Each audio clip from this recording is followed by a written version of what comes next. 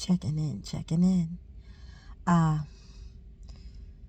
just had breakfast by myself. I had a breakfast date, and this is a compliment to myself. It is not a complaint. It is not an issue.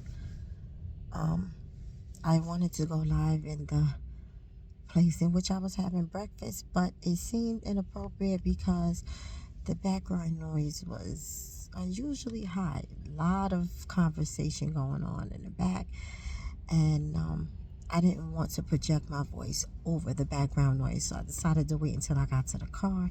Peace and blessings to y'all that's checking in on my channel as I check in with you guys. I just wanted to say a couple of things real quick. 2025 is on our motherfucking heels. In numerology, 9 represents an ending of a cycle, a completion of a cycle, a closeout, right? Very similar to if you need to have a reference that there is 9 months that the child is in preparation in the womb of a mother. And in the 9th month, the new cycle of life begins in which a child is born. So understand that the year of the 9, although it represents the closing of a cycle, that also means that another cycle will be beginning. So it is up to you, me, and according to our individual circumstances to ensure that we close what needs to be closed, move forward in the best way that we know possible in preparation for the beginning of a new cycle.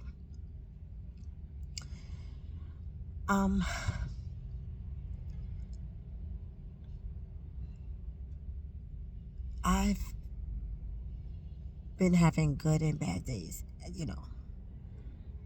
but let me retract that statement. I've been having good days, great days, and not so good days. I don't like to say bad day. I don't like to give too much power or amplify the ops and negative energy. Although negative balance us out. Negative, believe it or not, is essential because it helps balance us out. If everything was positive and great all the fucking time, then essentially there'll be no lessons for us to fucking learn. Thus, we won't even have self-evolution or self-awareness. So, the balance of all things is important.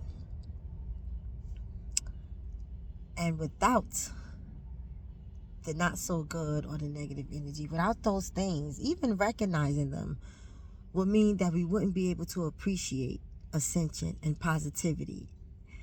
We wouldn't probably even recognize it,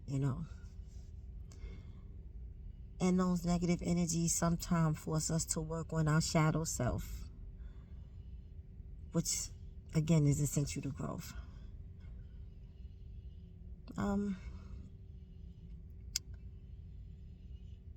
I am learning that it's okay to be quiet, right? And I am saying that because I was having a conflict about it for a very, very long time, especially when I was going through some of the most traumatic times in my life, because there was so much betrayal in the trauma and the breakup and just everything that was going on, and it was very, very, very hard for me to hold that in, which of course that's how the channel was born, right? I am still doing some inner work regarding those situations, even situations that happen after, still doing the work on that, because it is important to me and myself to gain the wisdom, do the work, and to not ever end up in those situations again. Those hard lessons, that we learn, I don't want that to be a repeated cycle. So that's where I am with me, learning that it's okay to be quiet. So after I was able to, vent and get some things out and work through some things, now I am in a place where I am being made aware of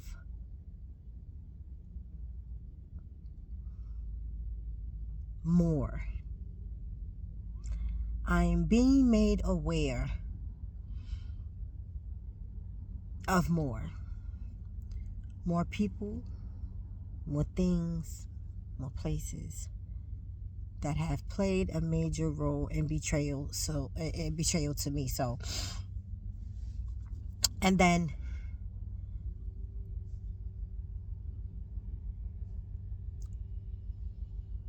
for the few that didn't betray me because we didn't have a good rapport, we actually really didn't get along, so they owed me nothing, but they played a part in the betrayal to try to initiate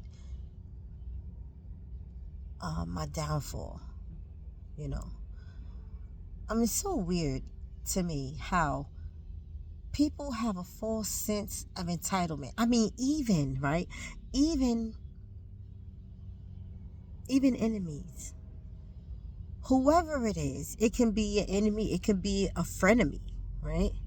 But whoever it is that ultimately feels some type of derogatory way about you, but mask it, right? Until they plot or configure a way to infiltrate, which is another weird thing to me. But all of this is done to, at the time, what they believe will be their advantage, your downfall, them plotting or working against you or whatever the fucking case, whether it's an enemy or a frenemy. But the false sense of entitlement is weird to me because I'm still don't understand, and I guess because I'm a Virgo and I'm a sign of logic, so things have to kind of calculate and make sense, or the math needs to math for me. But I am coming to the terms that everything is not meant for me to understand, because it's just certain caliber of a person I just don't fuck with and don't try to relate to at all. And these stereotypes of people, these calibers of people that I don't fuck with is, snakes, motherfucking jealous people, envious people. Like, that's not my tribe at all. I don't fuck with that type of energy at all. And so it's the way that they operate that makes sense to them won't ever fucking make sense to me. So I made my peace with that. But then I also find it weird how they have a sense of entitlement, meaning that somehow or another in their calculations, they have computed or came to believe that what they do and how they do will ultimately have a damaging effect on you.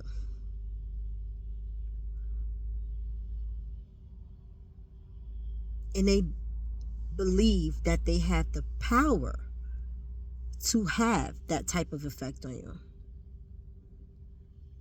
Now, being a human, of course, we're prone to disappointment by people.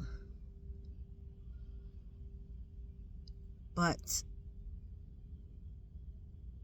to believe that you have the power to totally destroy or destruct someone else based off the mere fact that you feel that you don't like them, you're jealous, you're envy, whatever the fucking gripe is, whatever it is, whatever the gripe is that one have towards another one, to believe that you have the power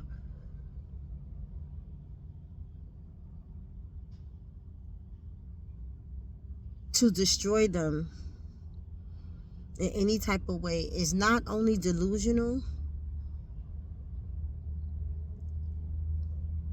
it's fucking sad. Cause see, right, me, right, and tell me if you guys can relate, but me, I made myself easy to love, right?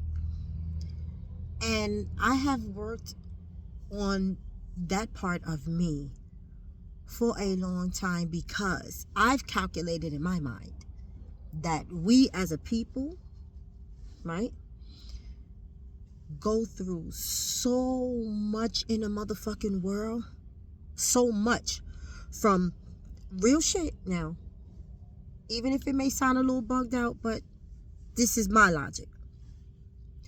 We as a people go through so much in the world, from the government, from other races, and from our own motherfucking people, that I decided within me that when I have a lover, or my man, my children, my friends who become family, my female friends that become sisters, all the people that eventually mean something to me, that I will become a safe space for them, right? Because I truly, in my heart of hearts, appreciate and even levitate to the sincere joys of Black people. So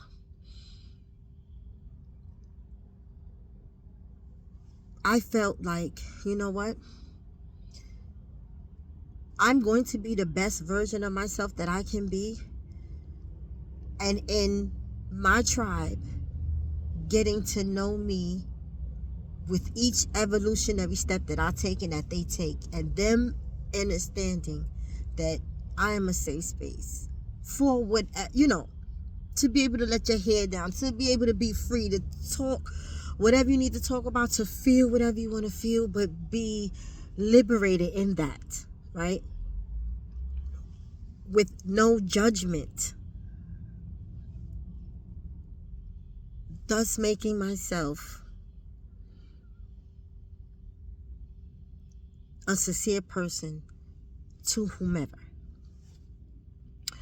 The fact that people will look at that as a weakness, the fact that people are not receptive to being treated fairly or even being treated well, because that has not been their life experience. I am not fucking perfect. I have had my own experience. I think we all have our own fucking stories, But in these people in whom I entrusted in them also, because I just was under the impression that if I am the best version of myself, then anyone that I invite into my personal space will be the best versions of themselves. I was under the impression that if I'm good to you, then you're going to be good to me.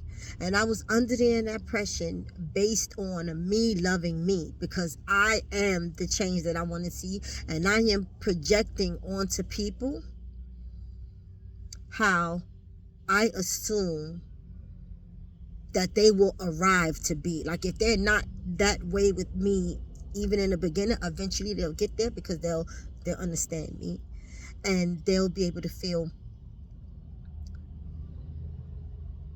similar to what I'm feeling when I'm around them. Like, I'm thinking at some point, if it's not right away, at some point it'll be reciprocal. But I have learned in these past experiences and in these past years that that is not the fucking case. And it has caused me to be severely disappointed. It has caused me to be upset that for people to think that because I feel the way I feel about you, and you're conjuring up some bullshit against me because your situation is not beneficial to you, and you're looking at me feeling like my situation appears to be beneficial to me, like, so you feel some type of way about that, and you're conjuring up some type of negative backlash or whatever the fuck you're conjuring up towards me when I've never done anything to you. For you to feel like you're entitled to have that type of power is crazy to me. It's also fucking disappointing. It's disappointing that we all pray to the same God, and for some reason you think that God is going to give you permission and is going to team up with you to go against me, when he in fact knows for a fact that I haven't done anything to you. So to think you have that type of leverage and that type of entitlement is crazy to me. Now, I am not saying that I am exempt from experiences and lessons and things. I am not saying that. What I am saying is that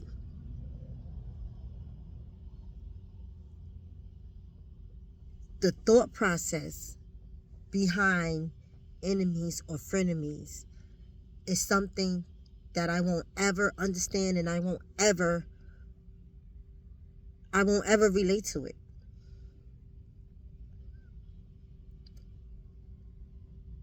I have said this before, and I'll say it again. This is just me personally. If I don't fuck with you, I don't fuck with you. Point blank and period. So for me to allow you in my space, and I'm giving you the best of me, and I'm treating you well, and you taking that as a weakness,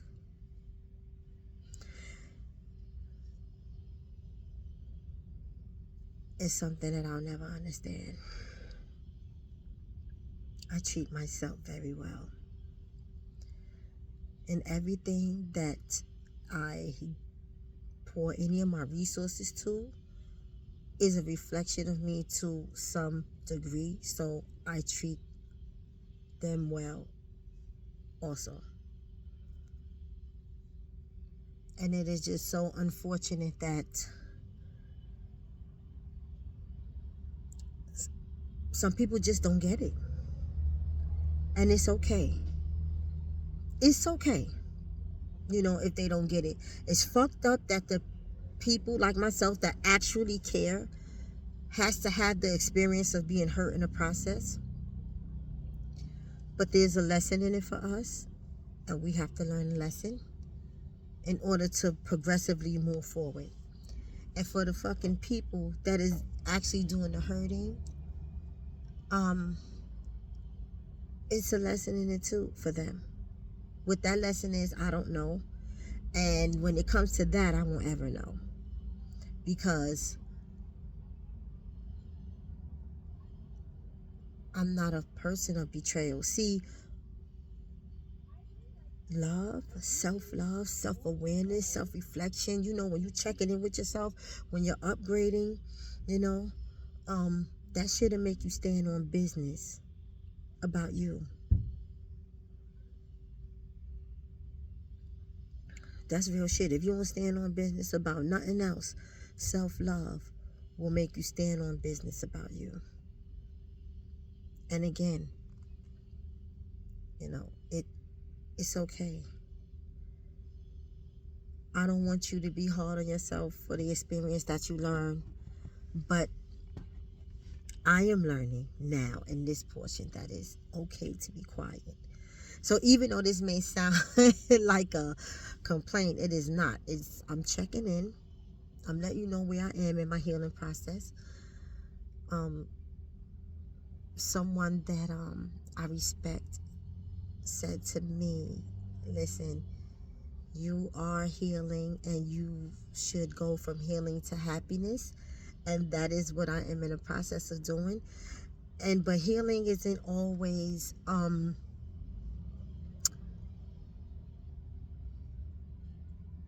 sunshine, you know. Sometimes healing requires you to take a step back, analyze some shit, and then keep going forward. You know, you might have skipped over a step, or you might have overlooked something, you know. And it's okay. I'm still going. I hope that you're still going. And so in the year of the 9, right? With 9 representing an ending, I hope for you, like I hope for myself, that we could begin to wrap this shit up. We're in December of the year of the 8. All right, so we're in the stages of ending 2024. And the year of the 9 is on our motherfucking heels. And that means that it is the ending of a cycle. So it's not just December wrapping up 2024. It's the year of the 9, ending cycles, continuing to work on yourself in preparation for a rebirth. There's so many beautiful things going on in my life right now. And I think the best way to describe it right now, even with the lessons that I'm learning, is like a flower unfolding. You know, I've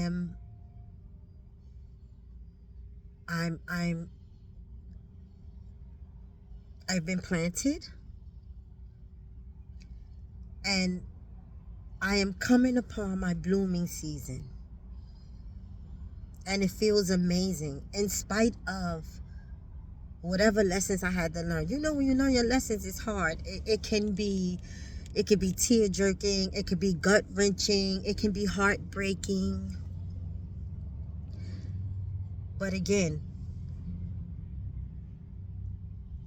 the not so good, the negativity, the opposite is what helps us to balance out. And I hope that you're balancing out. I hope that you're beginning to get in position to start coasting if you're not coasting already. And if you're at the level where you're anxiously awaiting the year of the 9 because you're ready for the rollover, well, God damn it, good for you. Good for you. I am happy for you. And I hope that we all can get there, you know.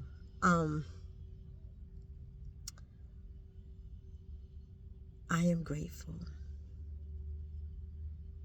I am grateful to God. I am grateful to the Creator. I am grateful for our universal parents. I'm grateful for my spirit team. And that, you know, that's the thing with spirituality.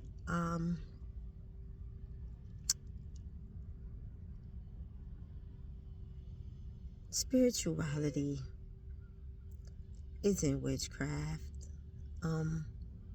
I think that witchcraft has a negative undertone to it, right? I think that if you possibly learn more about it, it may not be as bad as they say it is. I'm not really sure. You know, I'm just saying, I'm not trying to pass judgment on the way anybody chooses to follow a religion or a spiritual practice. I am definitely not with doing or causing harm to anyone, and that's what I'm under the impression that witchcraft is. But the reason why that's why I think it has a negative undertone to it, because what I know about it so far is that it seems like it's always only done to hurt people.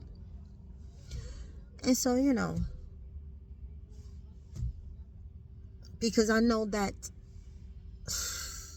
in religion, right? And then I'm going to get ready and go, because I don't want to turn this to a whole big thing. But I know people have different forms of religion, and I know those people, we all look at each other and point the finger and say, this is wrong, you're supposed to do it like this, you're supposed to do it like that. And so I feel like maybe witchcraft could probably be the same way, even though I don't practice it. I just think that it's a part of some type of religion that people look at and be like, no, that's wrong because y'all hurt people. And I don't, now that my mind is opening up to different things, maybe that's not always the fucking case. And I'm saying that honestly in defense of spirituality, because I feel like personally, I was religious. I grew up Baptist. I grew up in a Baptist church. I was baptized, and I was religious for a very, very long time in my life. And then not going to say switched. I'm not going to say changed. I'm going to say evolved into spirituality, right? And so there's people who are heavy into their religion, who look at spirituality as some type of demonic practice, and that is so fucked up. That is so not what it is. And that was the main point that I was making about that. So with that, listen, peace and blessings to you guys. I appreciate that, you hear me out. You've heard me out.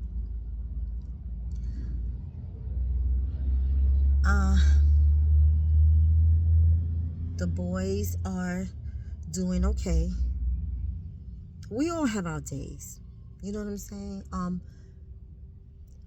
The death of the missing parent has its effect on us all. Coming to terms with the reality of some things has its effect on us. There's still some confusion about some things, some misunderstanding about some things. And some days it's better than others, but for the most part, I am so thankful to our universal parents and to our spiritual team for easing us on our not so good days, comforting us on our not so good days, providing us with some type of peace or closure or understanding on things that we still may be upset or traumatized or confused about. It had its effects on us all in different ways on different days. But I stay in tune. I stay in tune with mine because their mental health is equally as important to me as every other aspect of their life. And while I'm not a professional, I am an active parent, and I do the very best that I could to check in with them and to be sure that, try to ensure them that what they're feeling is normal, what they're feeling is okay, and we are open to discuss it, or we're open to just sit and don't say a motherfucking thing about it if that's the way they're feeling. If all they need is affection at that time, just to be quiet, but they need a hug, whatever it is that's going to get them through that moment, I am fully in support and actively supporting them in doing that,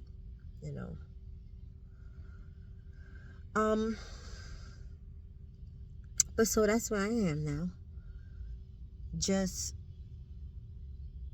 again, learning that it is okay to be quiet, because it is a whole bunch of shit that I want to say